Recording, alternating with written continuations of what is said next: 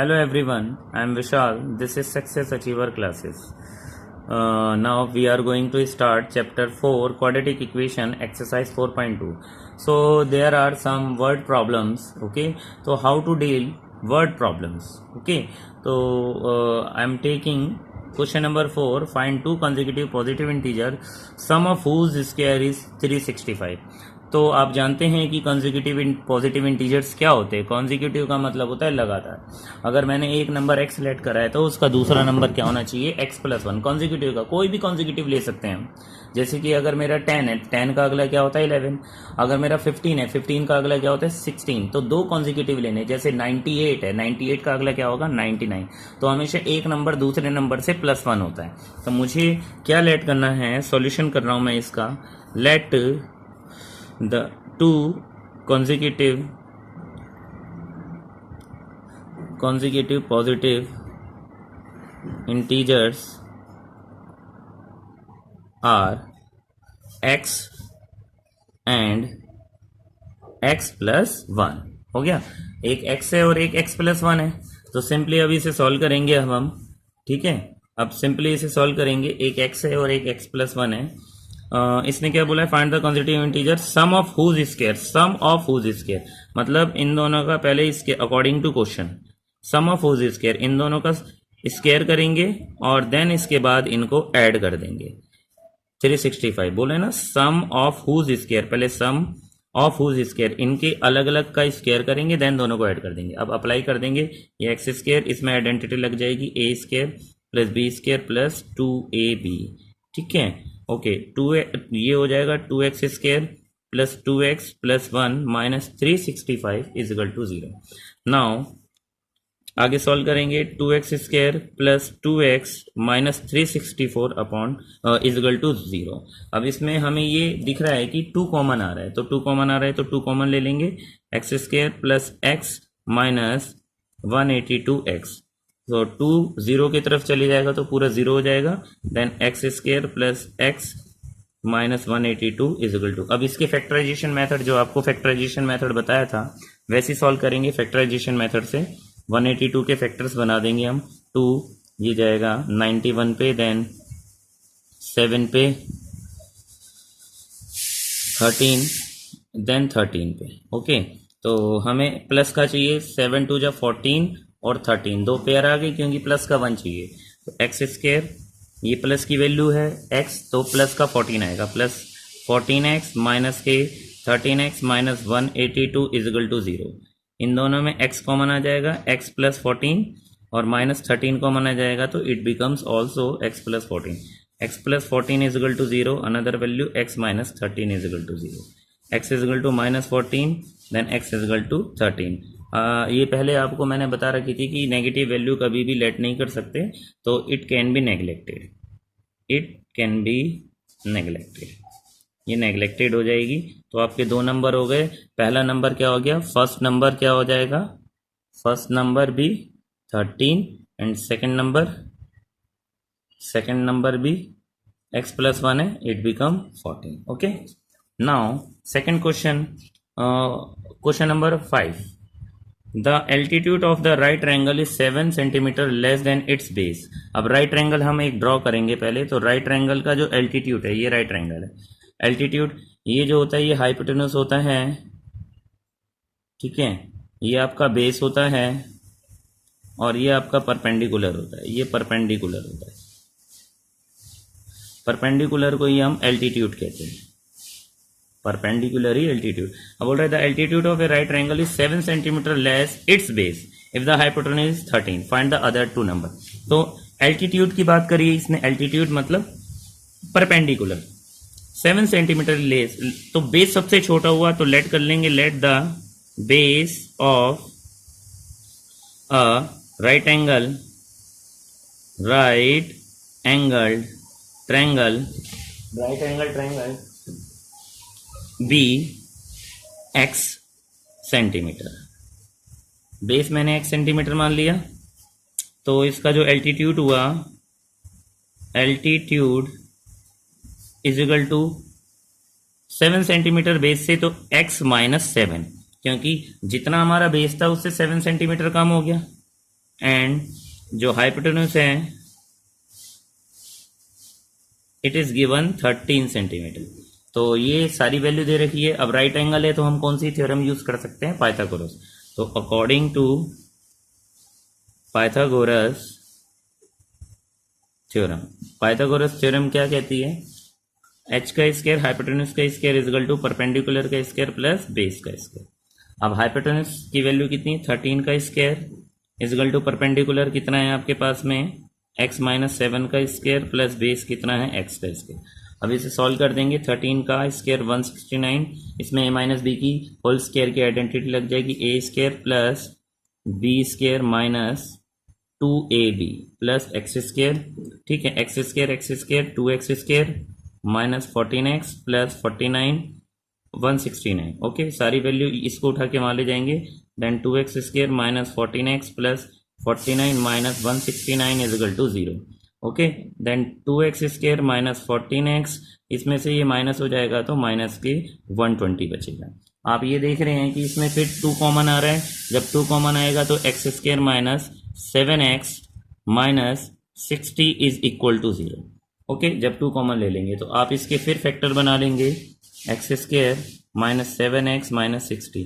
तो मैं डायरेक्ट बता रहा हूँ 12 और 5 इसके फैक्टर बनेंगे, माइनस 12x प्लस के 5x minus 60 is equal to 0। इसमें से आप क्या कॉमन निकाल सकते हैं, x।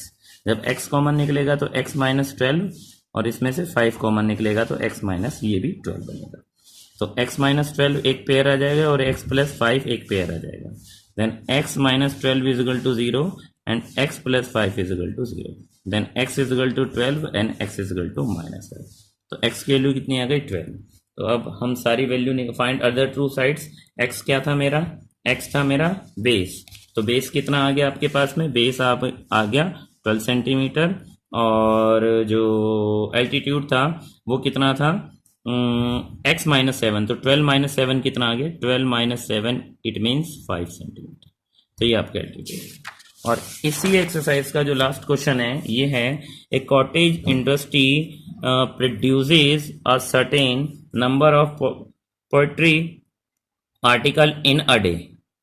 It was observed on a particular day that cost of production of each article was 3 more than twice the number of the articles produced. On that day was rupees 90. Find the number of articles produced and cost of each article. तो इसमें each article की cost निकालनी है और number of articles बताने हैं। जो हमें एंड में दिया जाता है उस पर हम फोकस ज्यादा करते हैं। तो find the number of article produce, तो मुझे ये नहीं पता कितने हैं, मैं लेट कर सकता हूं, let the number of articles produced। ठीक है, number of article produced on a day x unit, x units मान लिए, और cost of each article, each article की जो कॉस्ट है वो मैं लेट कर सकता हूं अपने अकॉर्डिंग y यूनिट या y रुपीज y। ठीक है, कॉस्ट हमारी ईच आर्टिकल की y होगी। अब क्वेश्चन के अकॉर्डिंग हम आगे पढ़ेंगे कि इसने बोला है it was observe that the on a particular day that the cost of production of each article was. अब cost according to first condition, first condition ये कहती है कि it was observe on the particular day the cost of production of each article was 3 more than the twice the number of article produce. मतलब जो cost होगी वो जितने number of article produce हुए उसके डबल से 3 है। इट मीन्स कॉस्ट, कॉस्ट किसके इक्वल है, y के इक्वल है, लेट करी y के इक्वल है। अब जो कॉस्ट है, कितने आर्टिकल प्रोड्यूस हुए हमारे, x, तो x का कितना हमने करना है, इसने बोला है ना twice the number of article produced, तो x आर्टिकल प्रोड्यूस हुए, इस आर्टिकल को कितना कर देंगे, डबल, और डबल करने के बाद कितना मोर देन है, 3। तो ये आपकी पहली कंडीशन आ गई, y is equal to 2x plus 3। ठीक है, अब second, and produce on the day was rupees 90। ठीक है, इट वॉज ऑब्जर्व दैट, और जो हाँ कॉस्ट है, और ये किसके इक्वल है आपकी, ये आपकी कॉस्ट जो निकली वो टोटल, जो टोटल कॉस्ट थी, टोटल कॉस्ट वो कितनी थी, 90 रुपीज टोटल कॉस्ट। अब क्वेश्चन को आगे कैसे डील करेंगे, अगर मैं कॉस्ट की अब मैं टोटल कॉस्ट बताऊं तो टोटल कॉस्ट कैसे निकलेगी, टोटल कॉस्ट का मतलब जितने आर्टिकल प्रोड्यूस हुए और एक आर्टिकल की कॉस्ट दोनों को मल्टीप्लाई कर देंगे तो टोटल कॉस्ट की वैल्यू आ जाएगी, नहीं आ जाएगी। तो total cost multiply x multiply y is equal to 90। Why it should be, because एक आर्टिकल की कॉस्ट y रुपीज है और नंबर ऑफ आर्टिकल कितने प्रोड्यूस हुए उस दिन x। तो अगर मैं उस दिन की टोटल प्रोडक्शन निकालूं तो वो x इंटू वाई होगा ना। जैसे सपोज दैट मैं कहता हूं कि अगर हम एक छोटा सा कोई भी एग्जांपल लें कि अगर कोई किसी भी कंपनी में अगर बॉटल बनती है, सपोज दैट एक बॉटल 10 रुपीज की है और उस दिन बनी 100 बॉटल्स, तो कितनी कॉस्ट आई उसकी, एक बॉटल की कॉस्ट 10 रुपीज बताई और टोटल जो बॉटल्स बनी वो 100 बनी, तो जो टोटल कॉस्ट आ गई वो कितनी आ गई 100 इंटू 10, 1000 रुपीज की कॉस्ट। सो इसी अकॉर्डिंग नंबर ऑफ आर्टिकल्स मैंने कितने लिए थे x और कॉस्ट ऑफ ईच आर्टिकल कितना y, तो दोनों का मल्टी y की वैल्यू यहाँ पुट कर दो, x y 2x plus 3 is equal to 90, then 2x square plus 3x minus 90 is equal to 0।